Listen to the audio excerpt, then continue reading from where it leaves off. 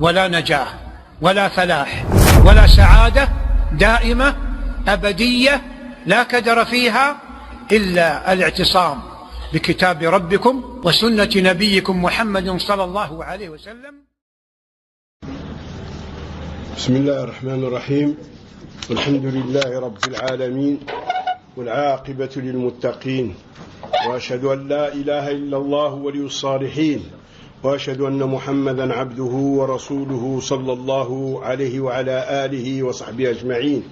أما بعد. Nous allons revenir après cette introduction aujourd'hui, nous revenons à la conférence de Cheikh Rabi' Sunna, qu'Allah subhanahu wa ta'ala le couvre de sa sainte miséricorde. Et on s'est arrêté là où il a dit, rahimahullah, je vous réciterai quelques versets qui me viennent à l'esprit, quelques versets du Coran qui clarifient la situation de ces déviants. La déviation peut mener au coffre et à l'hypocrisie, et la déviation peut mener aussi aux innovations et à l'égarement qui sont une branche du coffre et une espèce de celui-ci, comme le disent les pieux prédécesseurs radouallahu alayhim. Et il a cité le premier verset: وَمِنَ النَّاسِ مَنْ يَعْبُدُ اللَّهَ عَلَى حَرْفٍ فَإِنْ أَصَابَهُ خَيْرٌ اطْمَأَنَّ بِهِ وَإِنْ أَصَابَتْهُ فِتْنَةٌ انقلب على وجهه خسر الدنيا والآخرة ذلك هو الخسران المبين. La traduction approximative du sens du verset nous dit cela: il est des hommes qui adorent Allah de manière conditionnelle et hésitante. Si un bien, c'est-à-dire mondain, lui arrive, ils s'en rassurent, mais s'il est frappé par la moindre épreuve, il se détourne de la religion, perdant ainsi ce bas monde et le delà. Telle est la perte manifeste. Il dit, rahimahullah, il adore Allah sur un bord, espérant le bien et l'intérêt. Et s'il trouve le bien, il se rassure. Et s'il trouve des épreuves et des problèmes, il retourne sa veste. Agir ainsi, il dit, rahimahullah, contredit la fermeté exigée du croyant. Le croyant doit rester ferme sur la vérité et ne doit pas se détourner de la vérité, ni à cause du mondain, ni à cause des épreuves, ni à cause de ceci ou de cela. Il doit demeurer ferme, même si les montagnes tremblent et même si les tempêtes soufflent. Il doit demeurer ferme sur la vérité. Celui à qui Allah veut le bien, il demeure ferme sur la vérité, même si les groupes d'ennemis se succèdent les uns derrière les autres contre lui, et même si les épreuves se succèdent, et même si les tempêtes et les tremblements de terre surviennent, il ne recule pas, à tel point que le messager sallallahu alayhi wa sallam a cité cette histoire qui est rapportée par Imam Bukhari rahimahullah, où Rasul sallallahu alayhi wa sallam a dit: dans les communautés avant vous, on prenait l'homme, on lui creusait un trou, on le mettait dedans, et après on le sciait en deux, avec une scie de fer. Et après, on prend des pennes de fer, et on commence à arracher sa chair des os. Et ceci ne le fait pas retourner de sa religion. Et malgré cela, il reste ferme dans sa religion. Qu'on réfléchisse à ce que nous a cité le prophète alayhi salam. Des peines en fer à l'islam, qui coupent la chair de la personne, qui la sépare de ses os. Et nous, grâce à Allah subhanahu wa ta'ala, nous ne sommes pas arrivés à ce que le messager a mentionné dans ce hadith. Donc, il est obligatoire pour nous de rester fermes sur l'islam authentique. Il est obligatoire pour nous de rester fermes sur la voie sur laquelle était Muhammad sallallahu alayhi wa sallam. Il est obligatoire pour nous de rester et de persévérer dans la religion d'Allah subhanahu wa ta'ala, et comme le veut Allah subhanahu wa ta'ala, comme le l'a enseigné le prophète alayhi salatu wassalam. Cheikh Rabi' rahimahullah a dit, il ne faut pas qu'il soit séduit par l'argent, il ne faut pas que les épées lui fassent peur, ni les menaces, et il ne faut pas que les appâts et les convoitises le séduisent.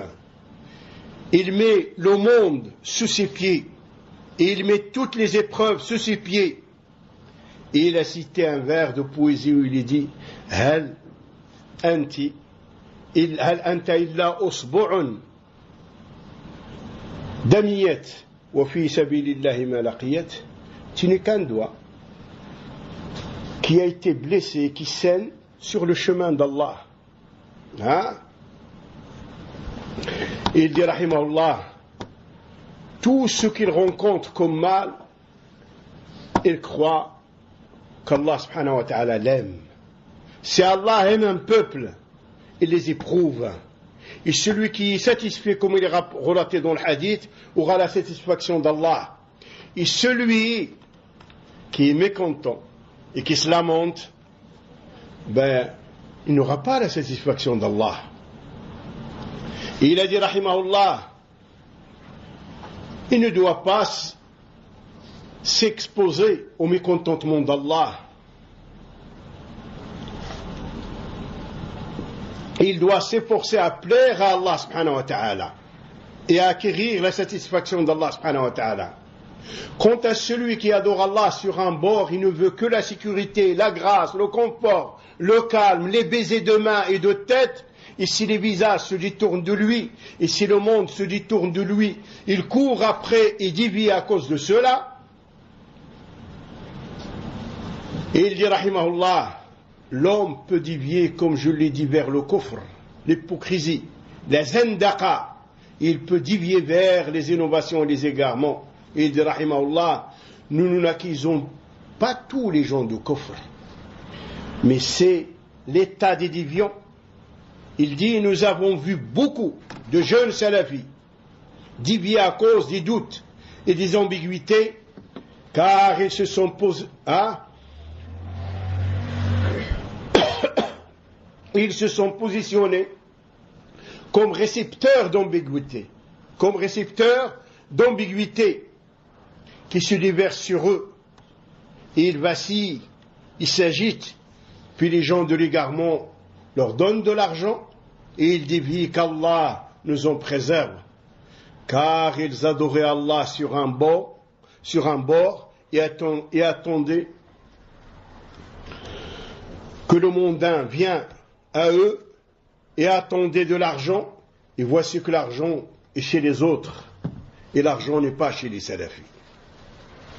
Le pauvre va se jeter dans les bras des gens, des passions et de l'égarement, et il a donc pris sa part de ce verset. Et il dit, rahimahullah, cet argent n'est pas chez les salafis. Et quand Allah subhanahu wa ta'ala, vous pouvez voir dans l'épreuve de la Sa'faqa, cette dernière fitna, cette épreuve de la division, comment l'argent a été distribué et comment les postes ont été distribués dans de nombreux d'ordres de hadith ici au Maroc. Qu'Allah subhanahu wa ta'ala couvre l'imam Rabi' de sa miséricorde. Il dit, le pauvre va se jeter dans les bras des gens des passions, et il a donc pris sa part de ce verset, qu'il est dévié vers l'hypocrisie ou le kufr, ou qu'il est dévié vers une innovation et un égarement. Et le pire, c'est qu'il devient un ennemi et un adversaire de la voie salafi et des adeptes de la salafiyya. Il dit, c'est quelque chose que nous avons vu et vécu. Il dit, nous recommandons donc à nos frères de connaître la valeur de la voie salafi, de connaître la valeur de cette voie, et que l'argent, les âmes, doivent être dépensées pour cette voie. Et cela, c'est peu. Il n'a aucune valeur par rapport à cette voie.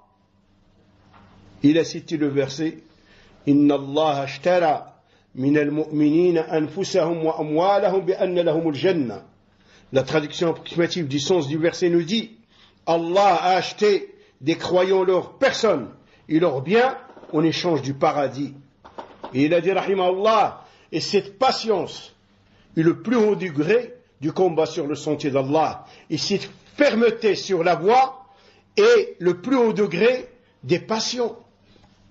Mes frères, il faut que la patience, il faut de la patience, il faut du sérieux ici, il faut de l'effort et de la coopération pour le bien et pour cette voie, que ce soit matériellement et moralement, cette voie qui se manifeste dans ce centre et dans le hadith, dans ce pays, a besoin d'aide matérielle et morale.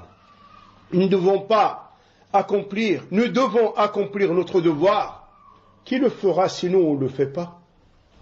C'est notre responsabilité à tous.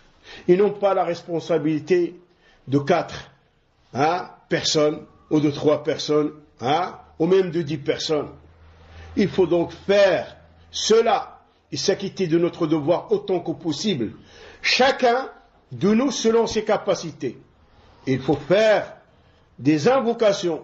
Il faut implorer Allah subhanahu wa ta'ala de nous affermir dans cette voie, nous ainsi que nos frères, et de nous aider dans cette voie, car les épreuves sont nombreuses, les opposants sont nombreux, et ils ont des moyens, et les perturbateurs de l'intérieur sont nombreux. Nous demandons à Allah subhanahu wa ta'ala de nous affermir dans cette voie. Imam Rabi' Sunna a dit, je recommande donc à moi-même et à mes frères de comprendre d'abord les pièges des ennemis et de comprendre ce qu'ils complotent et ce qu'ils lancent comme ambiguïté, comme doute. Prenons Allah subhanahu wa ta'ala. Regardez, les pièges sont nombreux. Même parmi les gens de la Sunna. Je vais le répéter encore une fois. Je l'ai déjà cité une fois, je vais le répéter. Lorsque Cheikh Rabi' est décédé, le lendemain, Cheikh Suleiman Ruhaili envoie un tweet dans lequel il dit: lors de la dernière visite que j'ai faite à Cheikh Rabi' avec Cheikh Salih Suhaimi, il nous a fait des recommandations, etc. Il dit la dernière visite. Cette visite avec Cheikh Suleiman, avec Cheikh Salih Suhaimi, s'est faite en 1436. Et c'est l'avant-dernière visite, ce n'est pas la dernière visite. La dernière visite va avoir lieu en 1438. Mais lors de cette visite, en 1436, avec Salih Suhaimi, lui il dit, il nous a fait des recommandations. La situation n'est pas comme ça. Ça ne s'est pas passé comme ça. Il a été ferme avec eux sur l'histoire d'Ibrahim al-Ruhaili, qu'eux soutiennent, malgré les déviances et tout ce qui lui est reproché. Et ça, il ne l'a pas dit. Il faut voir comment on dissimule les situations. En 1438, en Sha'ban, de l'an 1438, va y avoir l'affaire, la fitna de la Sa'faqa va éclater. Et durant cette fitna, Cheikh Suleiman Ruhaili va rendre visite à Cheikh Rabi'. Donc c'est là la dernière visite. Et il dira à Cheikh Rabi', je vais aller voir les deux parties. Le Musa'fiqa, en l'occurrence Mohammed bin Hadi, et ceux qu'il a traités injustement de Sa'afiqa. Malheureusement, il n'a écouté qu'une partie. il a prêté l'oreille qu'aux côtés de Mohammed ibn Hadi. Et cet été-là, il y a eu la Daura de Jazan, au sud d'Arabie, qui a lieu tous les étés depuis longtemps, avec Cheikh Ahmed ibn Najmi, avec Cheikh Zayd, etc. Et là, Cheikh Sulayman al-Hayli a été interrogé sur Mohammed ibn Hadi. Tout en sachant que Mohammed ibn Hadi a calomnié, a fait le qadf d'un musulman dans une mosquée, dans une des maisons d'Allah à Médine. Quand la question lui a été posée sur Mohammed ibn Hadi, il a dit c'est un combattant sur le sentier d'Allah. Alors que quelques années auparavant, quand Mohammed ibn Hadi a mis en garde contre Ibrahim al-Ruhayli, Sulayman al-Ruhayli a dit de Mohammed ibn Hadi, ce n'est qu'un étudiant en sciences. Là, quand il a mis en garde contre la déviance d'Ibrahim al-Ruhayli, ce n'est qu'un demandeur de science. Mais là, quand il a été injuste avec plus de 100 personnes, qu'il a traité de sa'afiqa, et qu'il a traité un musulman de zina à l'intérieur d'une mosquée sans preuve, c'est un combattant sur le sentier d'Allah. D'où l'avertissement de Cheikh Rabi', du fait de ne pas s'asseoir à Cheikh Sulayman al-Ruhayli et de s'en éloigner.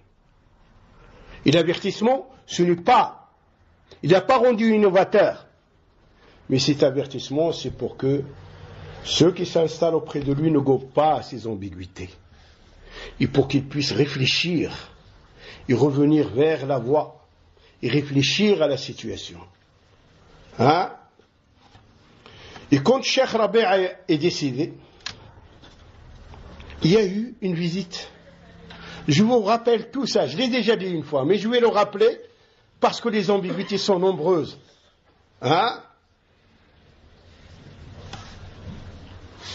Un an et 9 mois avant la mort de Cheikh Rabi', certains étudiants de l'Hajouri ont visité Cheikh Rabi'. Lors de la visite, les enfants de Cheikh Rabi' étaient présents. Il y a eu des échanges de paroles. Et les paroles étaient des paroles contenant des généralités, choses que se disent les gens entre eux. Seulement, le problème, c'est que, par manque d'éducation, ces étudiants de l'Hajouri ont enregistré l'assise sans la demande de Cheikh Rabi' et sans la demande à ses enfants. Ils ont demandé l'autorisation à ses enfants. Ils l'ont gardé. Ceci est passé 1 an et 9 mois avant la mort du Cheikh. Le jour de la mort du Cheikh, le jour de l'enterrement du Cheikh, ils envoient, ils propagent cet audio. Qu'est-ce que ça veut dire? Qu'est-ce que ça veut dire? C'est ce n'est dissimuler et envoyer les ambiguïtés chez les gens. Et on voit sur les réseaux ici au Maroc, tout d'un coup, le jeune Hajouri de Tanger qui propage qu'il va enseigner le Mawqif Sahih min Ahli al-Bida', qui est un livre de Cheikh Rabi', la position correcte à avoir vis-à-vis des gens de l'innovation. Vous comprenez quelque chose? Alors, comme eux, c'est des Hajawira, hein? Et comme il a dit Cheikh Abdallah al-Bukhari, si le Haddadi n'existait pas, ils auraient été qualifiés comme Haddadi. Et le livre, donc tout ce qui est relaté dans le livre, il est contre Al-Hajouri et contre ce jeune qui le suit, qui est son sectaire. Donc, frère Allah subhanahu wa ta'ala, on doit être éveillé. Les innovateurs, ils ne dorment pas. Les mukhaddiloun kadalik, ils ne dorment pas. Ceux qui veulent te faiblir de l'intérieur, ils ne dorment pas. Ne crois pas que tout ce qui se propage comme ça, c'est comme ça dans le vent. Il y a un début derrière. C'est pour te faire tomber toi, et me faire tomber moi, faire tomber l'autre, et ainsi de suite. Hein? C'est pour tomber dans leur piège. Et c'est pour tuer ces salafiyas en nous et dans notre jeunesse. Alors ils ne dorment pas. Matin et soir, ils rusent contre la salafia et contre ses adeptes. Pour la tuer. Parce que cette salafia les dévoile tous. Dans cette salafia, il n'y a pas copain, quand tu te cramponnes à la voix. C'est ça qu'il est dit. Et une fois que tu dévies de cette voie, si tu ne veux pas revenir après le conseil, salam alaikum. T'as ton chemin et nous avons le nôtre. Et ça, ils n'aiment pas. Et le fait de les dévoiler leurs erreurs, dévoiler leurs leaders, ils n'aiment pas. Ils envoient les ambiguïtés. Assez de médisance. La ilaha al-islam, ça c'est pas de la médisance. Ça fait partie des 6 points où la médisance est permise.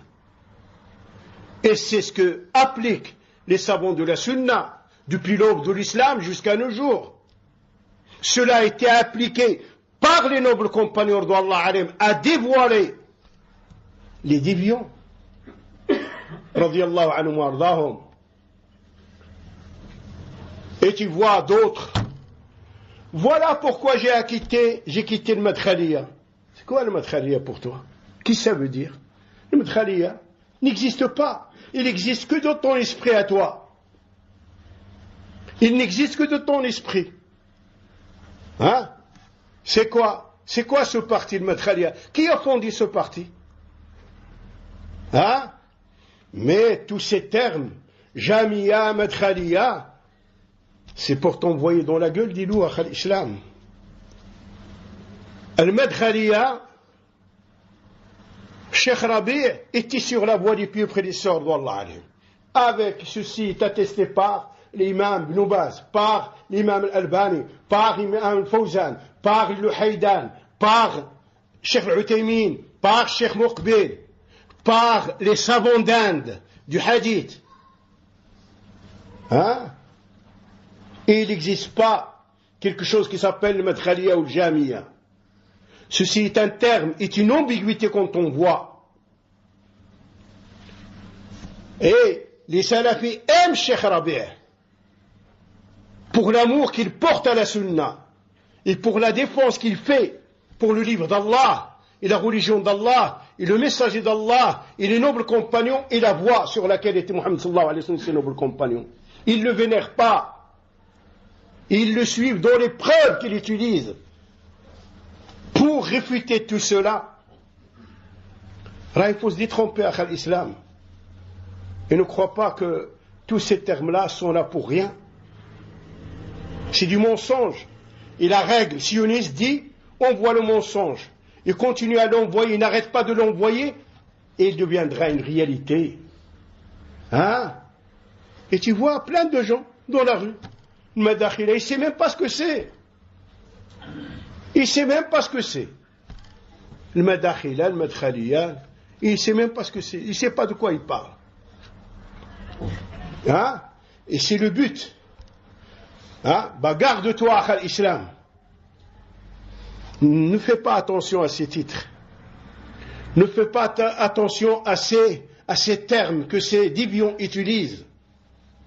Et garde-toi de te faire abuser par des paroles suaves et des absurdités. Car ce ne sont que des absurdités. Et fais attention à cela. Cheikh Rabi', rahimahullah, a dit, je recommande à moi-même et à mes frères de comprendre d'abord les ruses des ennemis et de comprendre ce qu'ils ourdissent comme ruse et ce qu'ils lancent comme ambiguïté. Et il faut apprendre la science et connaître ce qu'ils ont de l'égarement. C'est notre devoir. Alors nous nous lançons sur leurs traces avec les armes de la vérité et avec les arguments et les preuves, en partant de la position de l'attaquant. Nous ne devons pas être, comme je l'ai dit plus d'une fois, des récepteurs d'ambiguïté, qu'après cela, nous titubons, puis certains d'entre nous sont terrassés et tombent, Il dit, rahimahullah, ainsi, il faut connaître leur turpitude et les moyens pour les combattre. Les moyens pour les combattre, c'est quoi? Allah a dit, Rasul sallallahu alayhi wa sallam a dit, selon la voix et la compréhension du pieux prédécesseur d'Allah alayhim. Et c'est nous, il dit rahimahullah, et c'est nous qui devons les critiquer et montrer ce qu'ils ont et ce que leurs leaders et leurs dirigeants ont, qu'ils soient soufis ou partisans de partis. Nous devons dévoiler leur égarement, ceux qui vivent parmi nous actuellement et ceux qui ont quitté cette vie. Il dit, il faut savoir cela. Sache, frère en Allah Azza wa Jal, que ce discours de la part de Rabi' al-Sunnah, ce n'est qu'un conseil digne. Un conseil digne et une noble recommandation pour les musulmans en général et pour la jeunesse musulmane en particulier, afin d'alléger le fardeau des déviants en éloignant les musulmans et les jeunes d'eux, et afin de ne pas alourdir leur action de ce dont on ne souhaite pas les conséquences. Car à l'islam, les gens de la sunna sont les plus savants en matière de vérité et les plus miséricordieux envers les gens. Et c'est ce qu'a accompli l'imam Rabi' al-Sunnah. Qu'Allah subhanahu wa ta'ala lui fasse miséricorde, qu'il l'accueille dans ses vastes jardins. Hein? Et sache aussi une chose, que ce qu'a fait l'imam Rabi' avant lui, les grands imams de la Sunna, c'est aussi un conseil pour la jeunesse et pour la communauté, pour qu'ils ne tombent pas dans la déviance et pour qu'ils n'encourent pas la colère d'Allah subhanahu wa ta'ala. Il a agi et ils ont agi avant lui pour le bien de la communauté et pour accomplir un devoir que peu ont accompli dans l'histoire de cette communauté. Les hommes de science, à l'époque de l'imam Ahmed, se comptaient par milliers. Et ceux qui réfutaient, on les comptait peut-être sur les doigts d'une seule main. Par milliers, les hommes du hadith, et les mémorisateurs, et les jurisconsultes. Mais ceux qui défendent la voie, et ceux qui réfutent le faux, on peut les compter sur une doigt d'une main. Et tu as à voir, lis l'histoire. Hein? Dans les livres de biographie, tu verras le nombre de narrateurs, le nombre d'hommes de hadith, le nombre de jurisconsultes, et tu verras le nombre de ceux qui portent l'étendard dans chaque génération de la réputation et de l'éloge sont toujours une petite minorité, minime. Hein? Parce que c'est une spécialité dans la spécialité avec laquelle Allah subhanahu wa ta'ala comble qui il veut. Hein? Et c'est un domaine qui demande beaucoup d'audace, beaucoup d'efforts, beaucoup de crainte d'Allah Azza wa Jal. Parce qu'il en va du fait de parler de tel, d'avertir contre tel, etc. Et sache que les hommes de science savent que ça, c'est une pente qui peut faire glisser vers l'enfer. Si cela n'est pas accompli avec justice et équité. Je crois que ces hommes de science comme Ahmed ibn Ma'in, Yahya ibn Ma'in, l'imam Ahmed et tout ça, jouent avec leur vie. Hein? Ou jouent pour perdre le delà. La même chose, Cheikh Rabi' et tous ceux qui ont accompli ce devoir collectif. S'il est accompli dans la communauté, les autres ne seront pas dans le péché. Mais s'il n'est pas accompli, tout le monde est dans le péché. D'où la parole de l'imam Al-Albani qui a dit qu'Allah subhanahu wa ta'ala récompense l'imam Rabi', docteur Rabi', parce qu'il accomplit un devoir que peu n'accomplissent pas. Hein? Faire très attention à l'islam. Rabi' al-Sunnah a dit dans cette conférence, et je recommande aux jeunes de ne pas écouter deux ambiguïtés malveillantes. Deux ambiguïtés malveillantes auxquelles il faut faire très attention. La première, Nous lisons dans les livres des gens de l'innovation et nous fréquentons les gens de l'innovation et nous prenons le vrai et on laisse le faux. Il dit ceci a joué, comme on dit, un rôle important dans le fait de jeter beaucoup de jeunes et de les faire sortir de la voie salafie et de les jeter dans les bras des gens du faux et de l'innovation. Il lit dans les livres de l'innovation, il ne distingue pas entre le vrai et le faux.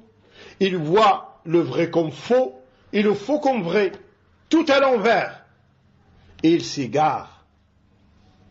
Et il a dit, rahimahullah, il a deuxième ambiguïté. Ils disent, ne lis pas dans les livres de réfutation.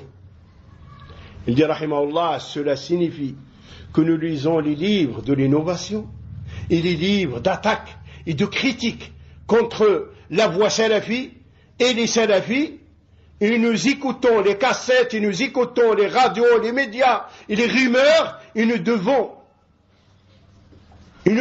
des récepteurs de toutes choses, mais nos regards ne voient pas s'étendre sur les livres de réfutation. Pourquoi? Il dit parce que les livres de la réfutation les dénoncent. Parce qu'ils les dénoncent, ils montrent leur turpitude et éclairent les jeunes sur la vérité. Ils t'invitent à lire les livres de l'innovation avec l'ambiguïté qui dit prends le vrai et délaisse le faux. Ainsi tu deviens une victime du faux parce que tu ne distingues pas entre le vrai et le faux. Tu vois le vrai comme faux et le faux comme vrai. Et ceci est une chose avec laquelle ils ont envahi et détourné un nombre innombrable de jeunes salafis. Ce nombre innombrable n'est connu que d'Allah subhanahu wa ta'ala. Et comme Allah subhanahu wa ta'ala, tu as à méditer ceci. Une fois, je dis à notre noble cheikh, qu'Allah subhanahu wa ta'ala couvre de sa sainte miséricorde, Cheikh Awaïd, j'ai un jeune dans ma ville qui me dit qu'il écoute cela et cela, qu'il écoute les salafis et les non-salafis. Regardez cette image qu'il a donnée. Il a dit celui-là c'est comme quelqu'un qui a pris 2 radios, c'est-à-dire 2 ondes de radio. Il écoute dans l'oreille droite, mettons France Inter, et dans l'oreille gauche la BBC. Il m'a dit Hada il est perturbé, il ne saura pas où mettre ses pieds. Hein?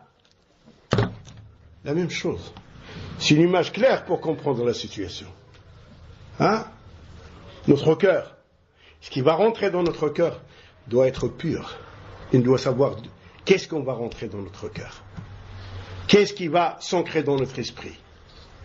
En ayant toujours en face de soi la règle. Il ne faut pas que ce soit une théorie seulement. Il faut que ce soit une réalité. Et non pas je vais voir ce qu'ils ont. Cette science est une religion. Regardez chez qui vous prenez votre religion. La science du livre et de la sunna est une religion en soi, dit Ibn Sirin rahimahullah. Et avant lui, les pieux prédécesseurs. Il faut que ceci soit une théorie. Malheureusement, beaucoup parmi nous, ces règles, ils le connaissent la théorie, mais on pratique zéro. Ceci est très dangereux. On pratique un beignet sucré, ou là avec du miel par-dessus. Hein? Et ceci est très dangereux. Très dangereux pour la religion de la personne. Après, tu vas rencontrer Allah demain. Avec quoi tu veux le rencontrer? Avec quoi tu veux le rencontrer? Il faut que tu réfléchisses. Il en va de ta vie. Il faut que tu saches tout le temps que ceux qui nous conseillent de faire attention et d'être vigilants et de ne pas gober n'importe quoi, écouter n'importe qui, c'est pour notre bien. Ils n'ont aucune affaire à régler avec tel ou tel. Hein? Abadan. Oui, où il habitait Sayyid Qutb? En Égypte. Où il est mort? Il est mort en prison, là-bas, au Caire, etc. Cheikh Rabi', il est où? Il l'a rencontré déjà? Il n'a rencontré que... Hein? Il n'a passé en crible que les énormités qu'il y avait dans les livres de Sayyid Qutb, ou dans les livres de Al-Ghazali al-Saqqa, ou dans les livres de son frère Mohammed Qutb, hein? Et les livres de Saïd Houwa, et je passe, ou les énormités que débitait Al-Houwaini. Il n'a aucun intérêt personnel. Et le seul intérêt et la seule chose qui est le seul but, c'est la défense de la religion d'Allah. Et c'est le fait d'accomplir le conseil pour la communauté musulmane. C'est tout. Hein? Parce que beaucoup font croire à la jeunesse que hein? Ceci est une affaire entre les hommes de science. C'est une jalousie entre eux. Quelle jalousie peut avoir entre... Quelle jalousie peut avoir Cheikh Rabi' contre Mohamed Ben Hadi? Il est plus jeune que lui. Il a plus de science que lui. Quand il était sur la bonne voie, il le mettait en avant, il l'aimait plus que ses enfants. Et quand il a dépassé la ligne rouge, et quand il est devenu injuste, et qu'il a calomnié, hein, et parlé, et critiqué des gens injustement, il l'a mis à la quarantaine. Il avertit contre lui. Parce que ce qui importe pour lui, c'est que la religion d'Allah, la voie de cette religion, reste saine, reste pure. Donc il faut qu'il y ait un autre esprit. Et non pas les ragots de ces déviants et de ceux qui ne comprennent rien à rien. Hein? Les conseils des gens de science, à l'islam, il faut bien les écouter. Il faut bien les mettre en application. Ils ont ordonné de ne pas jeter son regard sur les livres des innovations. On doit s'en éloigner. Ils ont ordonné de ne pas s'asseoir avec les innovateurs et de ne pas lire leurs livres. Hein? Et de ne pas rentrer dans leur site et de ne pas propager hein, leurs paroles ni leurs vidéos, etc., etc. Comment maintenant, en tant que salafi, je vais jouer au foot avec un Moussafiq, ou là avec un Hajouri, ou là avec un frériste? Comment maintenant, en tant que salafi, hein, je vais m'asseoir dans le snack d'un Moussafiq et de rigoler avec lui? Et où on va? Sûr que le commerce est même autorisé, même avec les juifs, etc. Mais il y a quelque chose. Maintenant, je m'assois chez lui. Il rigole. On rigole. Demain, il m'invite chez lui. Aujourd'hui, il m'envoie une ambiguïté. Demain, une autre, etc. Et après, la limite, il est où? Hein?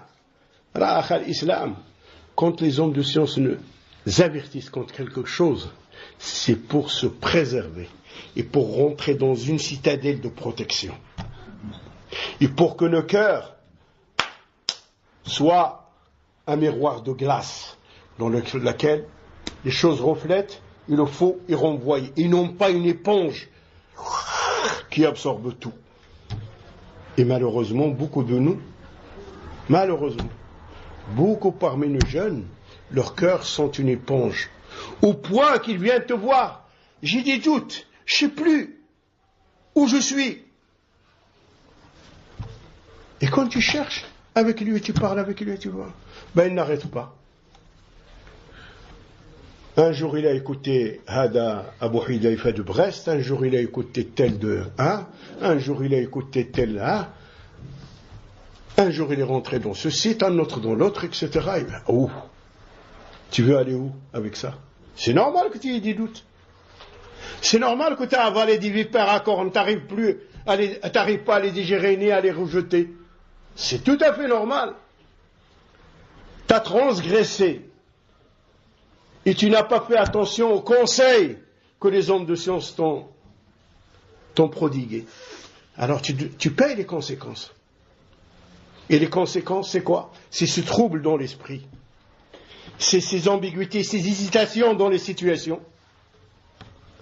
Et le fait d'arriver à ce point, combien j'ai entendu? Je ne sais plus où je suis. Je ne sais plus quoi suivre. Qu'est-ce qui t'est arrivé quand tu discutes avec eux, tu vois? Hein? Il faut avoir l'islam. Il faut rester ferme sur sa voie. Il ne faut pas être un but de soi. Et l'on voit de notre religion. Allah, il t'a guidé. Ben reste. Remercie Allah en te cramponnant à la voie sur laquelle il t'a guidé. Et cherche pas à droite et à gauche. Tu vas te perdre. Tu vas te perdre à l'islam. Rabi' Sunnah a dit les livres de réfutation. Tu ne lis pas dans les livres de réfutation. Allez, écoute ce que dit Rabi' Sunnah des livres de la réfutation. Les livres de réfutation sont remplis de science. Et vous ne trouverez la science vivante, palpitante, qui distingue entre le vrai et le faux que dans les livres de la réfutation. Et il a dit, et le Coran, par Allah, réfute. Et Allah réfute les gens de l'incrédulité et de l'égarement, les hypocrites, les juifs, les chrétiens. Il n'a laissé aucune forme d'égarement sans la critiquer et sans la réfuter et sans montrer l'égarement de ses adeptes. Tu vas voir cela. L'exemple avec les juifs. Les juifs ont dit dans le verset Ma kana Ibrahim yahudiyan wala nasraniyan walakin kana hanifan musliman wa ma kana min al-mushrikin. Les juifs disaient que Ibrahim, ainsi que les chrétiens, qu'Ibrahim il leur appartient. Allah subhanahu wa ta'ala a rejeté leurs mensonges et les a réfutés. Dans le verset qui nous dit, dans la traduction approximative du sens du verset, hein, Ibrahim n'était ni juif, ni chrétien, mais il était hanif, monothéiste pur, soumis à Allah. Il n'était pas du nombre des associateurs. Hein? C'est une réplique à qui? Aux juifs. Les juifs adorent l'Uzair. Les chrétiens adorent Isa et la Trinité et ainsi de suite. Hein? Et donc, de dire que la réfutation à l'islam est un des fondements de la religion musulmane. Hein? Rabi' Sunnah a dit, et la Sunnah de même, c'est-à-dire dans la Sunnah il y a la réfutation. Et aussi la voie des pieux prédécesseurs est pleine de réfutation. Les livres de croyance et les livres de la critique et de l'éloge sont remplis de critiques et de réfutations aux gens du faux. Il dit rahimahullah, car le vrai et le faux ne se distinguent que par cette critique. Ne se distinguent que par cette critique et par ces réfutations. Il dit, il est impossible de distinguer entre le vrai et le faux sans la critique et les réfutations. Et il a dit, rahimahullah, lisez les livres d'Ibn Taymiyyah, les livres d'Ibn al-Qayyim, et les livres des salafs contemporains qui luttent, si Allah le veut, dans le chemin d'Allah et sur le sentier d'Allah, qui luttent pour l'appel vers Allah et qui protègent la jeunesse de la communauté des fitan et qui montrent à cette jeunesse le chemin correct de l'islam parmi les chemins égarés et qui dévoilent les défauts des imams de l'innovation et de l'égarement. Tu vas voir, nos imams, que ce soit Ibn Baz, Albani, c'est Cheikh Rabi', Cheikh Ubayd et tous les grands imams, Cheikh Al-Fawzan, Cheikh Abdel Mohsin Al-Abbad, tous recommandent tous de lire les livres d'Ibn Taymiyyah et Ibn al-Qayyim parce qu'ils sont très forts pour ancrer la voie salafi dans les cœurs. Très fort. Imam Al-Albani a dit à une personne, si tu n'as pas lu les livres de Ibn Taymiyyah et Ibn Qayyim, tu t'égares et tu vas égarer.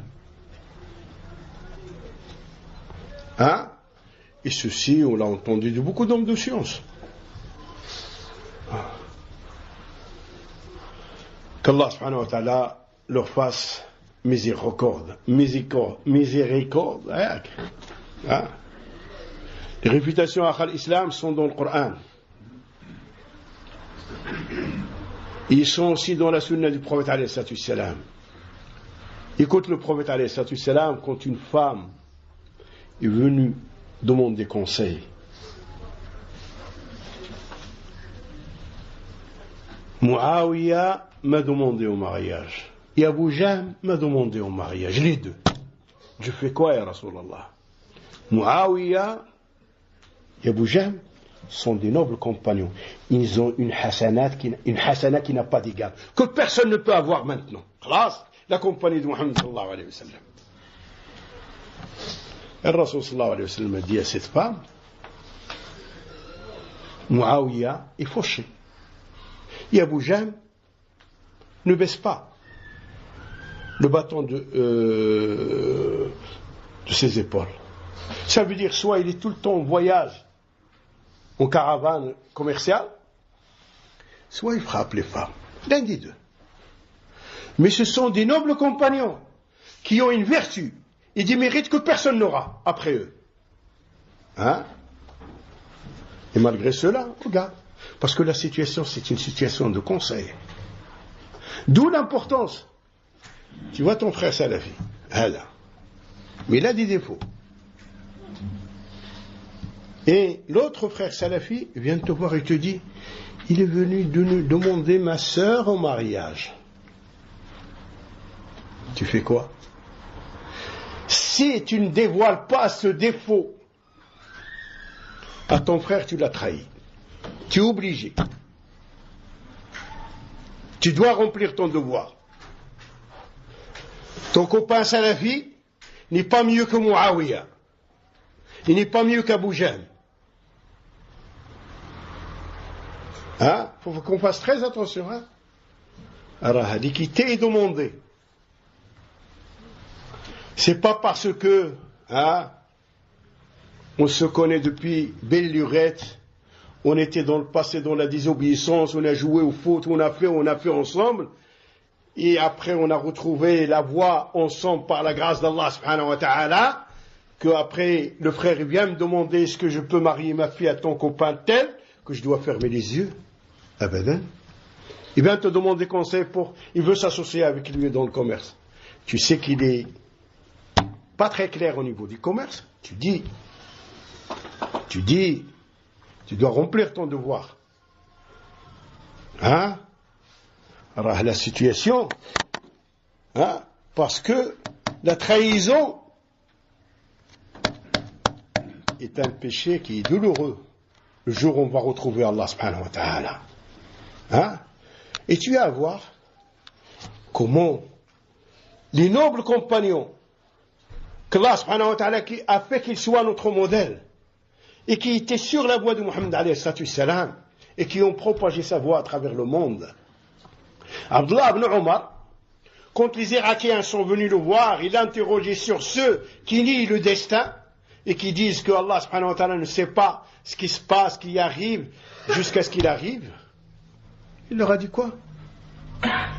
Dites-leur que Abdullah ibn Omar se désavoue de vous et vous devez vous désavouer de lui. Khalas. Pourtant, les Irakiens lui ont dit, les deux Irakiens qui sont venus le voir, ils lui ont dit, il cherche la science, il demande la science, et ainsi de suite. Et la demande de la science de cette époque, c'est pas comme la nôtre. Il y a un fossé entre nous et eux. Ce qu'on appelle le Qurra à leur époque, c'était des hommes de science. Contrairement au terme maintenant à qui on dit le Qurra.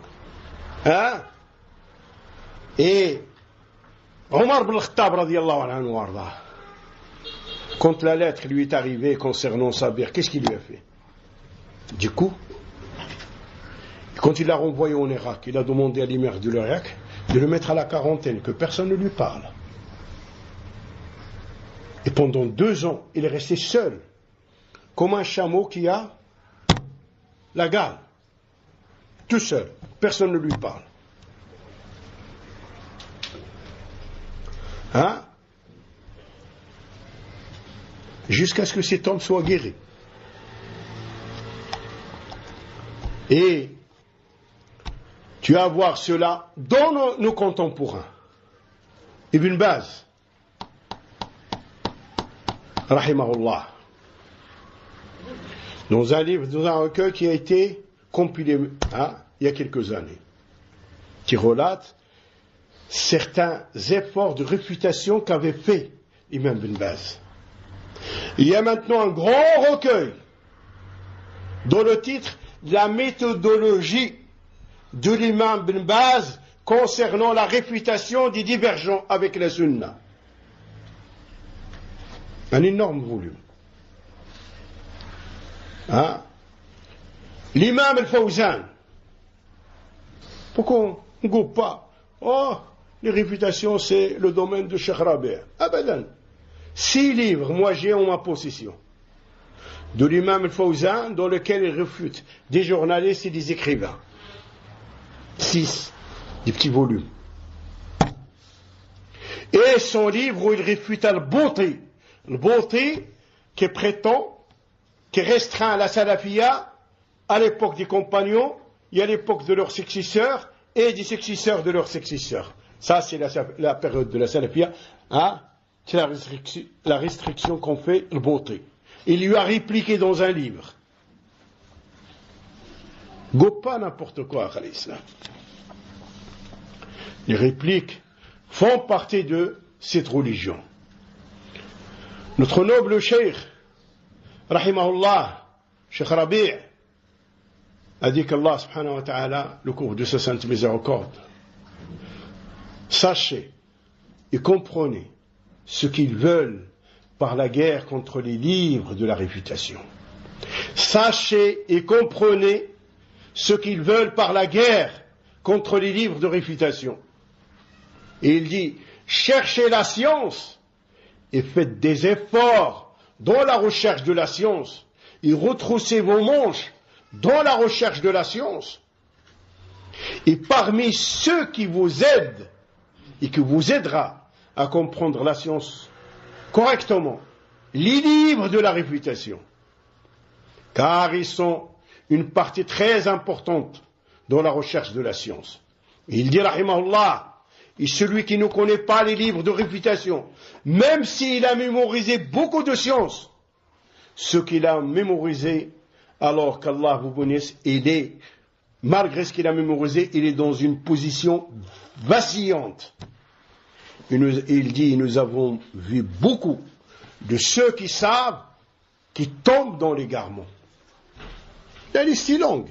Dans notre monde contemporain, Ali al-Halabi ne fréquentait pas Cheikh al-Albani, Salim al-Hilali, Mashhour, al-Huwaini, Abdelrahman Abdel Khaliq du Koweït, le fondateur de Jam'iyat Ihya al-Turat et le fondateur de la salafia politique. N'a-t-il pas appris avec Cheikh Mohamed Amal Jani, avec Ibn Baz? N'était pas le camarade de classe de Cheikh Rabi'?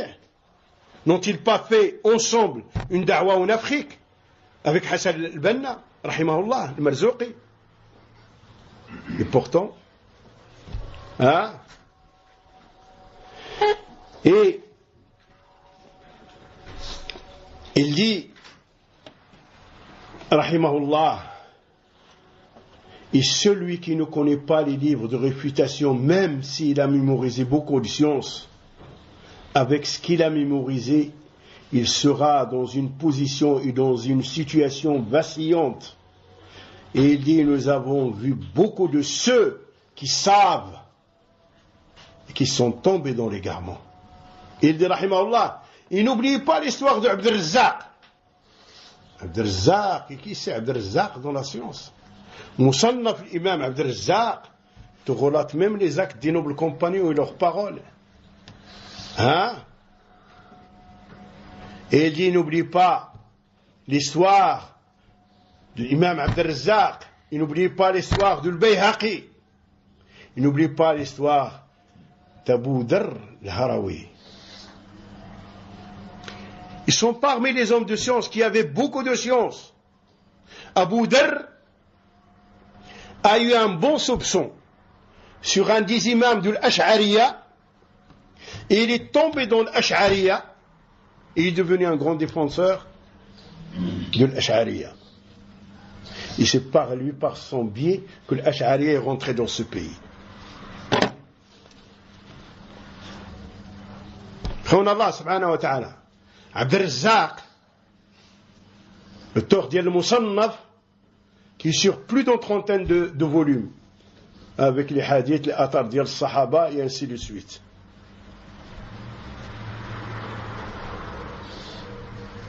C'est assis avec un homme qui a moins de science que lui. Et il l'a fréquenté à un moment donné, cet homme l'a jeté dans le chiisme. Et pas le chiisme d'Al-Rawafid. Un chiisme qui est léger, qui est le fait de préférer Ali avant Uthman et ainsi de suite. Il l'a jeté dedans. Il y a Abu Dharr al-Harawi, à cause d'un mot, akhi, un mot. Hein? Il est devenu, un mot qu'il a entendu d'un des grands de l'Ash'ariya, est devenu un grand Ash'arite, et parmi ceux qui défendent les principes de l'Ash'ariya.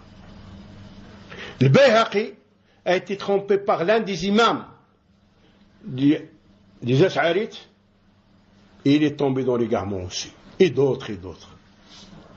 Alors, ils avaient de la science. Qu'est-ce qu'il en est de moi et de toi? Nous devons, comme disent certains salafs, quand l'innovateur arrive vers eux, il fait quoi? Il met ses deux doigts dans les oreilles. Je peux te réciter un verset du Coran. Non, pas un mot. Quand on lui demande pourquoi, alors qu'il est un imam dans la science, il dit, j'ai peur qu'il mélange une ambiguïté dans le verset et que cette ambiguïté s'ancre dans mon cœur et je ne puisse pas la sortir. C'est un imam. Hein? Ben, je vais regarder ce qu'ils disent. Je regarde ce qui se passe dans leur site. Hein? Je vais voir ce qu'il y a sur leur chaîne. Sois pas un but de toi-même, Akhal Islam. Hein? Reste, protège le bienfait avec lequel Allah t'a comblé. Et il a dit, rahimahullah, et quant à cette époque, on ne compte pas, on ne dénombre pas ceux qui étaient sur la sunna, c'est-à-dire à notre époque, ceux qui étaient sur la sunna,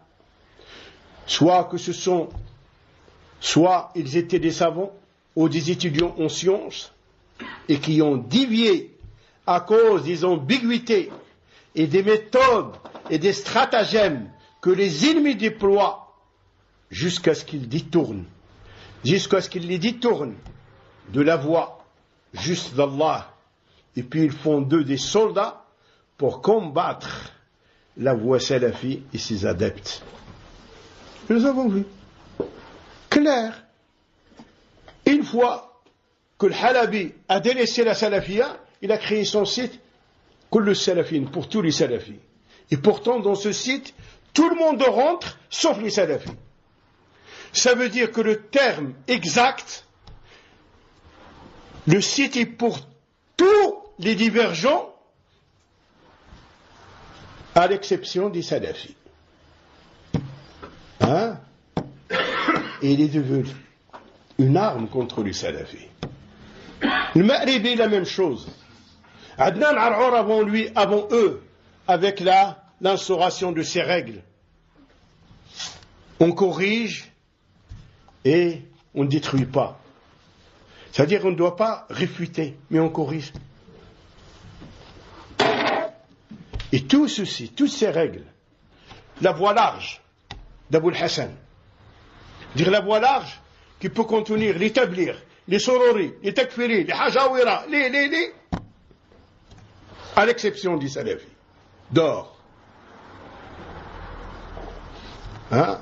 Et toutes ces règles, ils ont été instaurés, ces fondements ont été instaurés pour combattre la salafiyya. Et pourtant, Hadou, c'était du salafi. Mais tu vas voir les deux cas là, le Halabi, Ali le Halabi et le Ma'ribi. Wallah, le Ma'ribi, il n'osait pas parler quand Cheikh Moukbil était là. Parce qu'il savait si la balle de Cheikh Moukbil le touche, il était fini. Et une fois que Cheikh Moukbil est mort, il a ramené sa fraise. Ali, le Halabi, la même chose. Son bec était cloué. Mais une fois que l'imam Al-Albani est mort, allez, vas-y. Arabe Shhour. On n'entendait pas parler d'Amchour. Il fait partie du clan du Halabi. Mais tant que le Halabi et Salim, il allait prendre les coups, lui, il était derrière.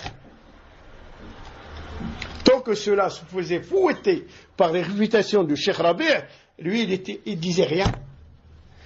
Mais une fois que l'imam Rabi' est mort, eh bien, il la ramène. Parce que là, hein, il a la sécurité que hein, la balle et la réputation de Cheikh Rabi' ne va pas l'atteindre. Hein? A'oudou billahi min al-khudlan. A'oudou billahi. qu'Allah subhanahu wa ta'ala nous préserve.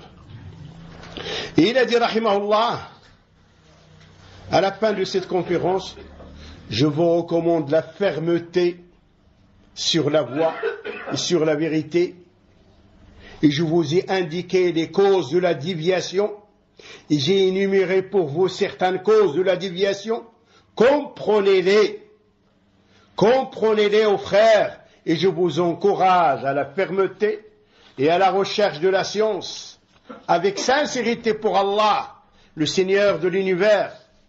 Et il n'échappe pas à l'homme raisonnable ce qui a été rapporté comme verset et comme hadith, incitant à la sincérité et mettant en garde contre l'ostentation, contre l'amour de la réputation et de tout ce qui leur ressemble. Hein? Fin de la conférence de Cheikh Rabi', qu'Allah subhanahu wa ta'ala le couvre de sa sainte miséricorde. En résumé de cette conférence, on sort avec certains points à retenir à l'islam. D'abord, l'accomplissement de la sincérité et le suivi. D'une part. D'autre part, s'atteler à la demande de la science bénéfique. Qala Allah, qala Rasuluhu, qala Sahbul Kiram. Allah a dit, Rasul sallallahu alayhi wa sallam a dit, les nobles compagnons ont dit, ces livres, hein, la parole d'Allah et l'authentique de la Sunna doivent être prises selon leur compréhension, ridwanullah alayhim, et la compréhension de ceux qui les suivent à la perfection. Et ici, il y a un point essentiel. Pour arriver à goûter au sens réel de la science du plus prédécesseur d'Allah alayhim, il faut que vous vous débarrassez des béquilles. Les béquilles ici, c'est la traduction. Et ce n'est pas normal qu'après 10 ans de salafiyya, ou 5 ans, ou même 3 ans, ou même 1 an, on ne parle pas l'arabe et on ne lit pas le Coran comme il se doit et on ne lit pas les livres d'Il Salaf et leurs interprétations du livre du Hadith, etc. Ce n'est pas normal. Et le hic n'est pas dans la langue arabe. Le hic, il est en nous et dans nos ambitions. Regardez les efforts qu'on fait pour notre monde. Et regardez combien parmi vous, quand il y a eu l'invasion ou la contre le net et l'électronique et tous ces systèmes maintenant qui existent, que je ne comprends rien du tout déjà. Hein? Regardez combien parmi vous ne maîtrisez pas ce genre de trucs. Et j'ai pris une formation par là, j'ai pris une formation par là et je suis devenu excellent. Je suis programmateur, je suis devenu cela et cela. Akhita, tu l'as fait pour ton mondain, c'est bien, il n'y a pas de problème. Parce que le croyant fort, même au niveau matériel, c'est bien. Ce n'est pas un défaut. Mais est-ce que on fait le même effort pour l'apprentissage de la langue arabe, qui est la langue du Coran, qui est la langue du messager, qui est la langue de la sunna, qui est la langue de l'héritage des plus prédécesseurs d'Allah. Est-ce qu'on fait le même? Donc, le hic, il est en qui? Dans notre ambition. Nous. Hein? Il faut qu'on prenne le temps. Et il faut aussi qu'on implore Allah subhanahu wa ta'ala pour nous aider en cela. Car tout s'obtient avec l'aide d'Allah subhanahu wa ta'ala. Donc, et après le fait de s'atteler à l'apprentissage, il y a le fait, quand on apprend quelque chose, il est obligatoire de la mettre en application. Pour faire partie du nombre de ceux qui sont comblés par les bienfaits d'Allah, qui apprennent et qui mettent en application. Et pour sortir de la situation de ceux qui encourent la colère d'Allah, qui connaissent la vérité et qui ne la mettent pas en application. Et pour sortir de la situation des égarés, qui n'apprennent rien et qui mettent en application. Et qui mettent en application comme ils veulent. Et parmi les leçons qui ressortent de cette conférence, c'est le fait de se cramponner au livre d'Allah et à la sunna du prophète alayhi salatu wassalam, et de s'éloigner de toute forme d'innovation.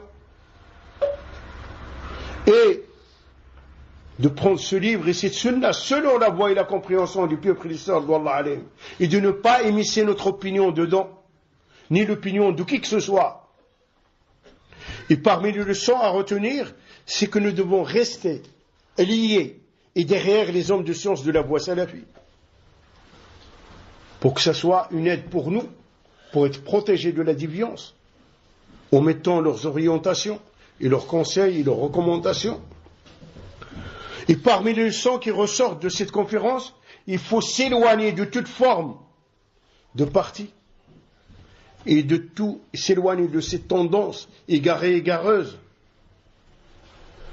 Et parmi les leçons importantes à retenir, il faut donner une grande importance à la aqidah et au monothéisme. Une grande importance. Que ce soit au niveau de l'apprentissage ou au niveau de la mise en application aussi. Et parmi les leçons à retenir, c'est qu'on doit revenir vers les livres de nos pieux prédécesseurs d'Allah alayhi. Hein?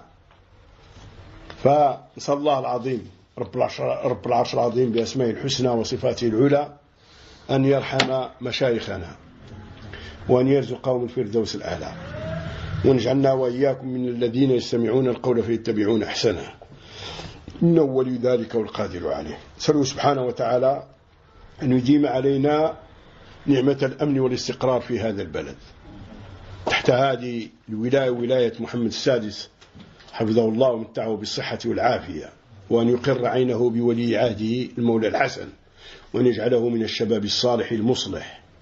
نسأله سبحانه وتعالى أن يجمعنا وإياكم على الحق،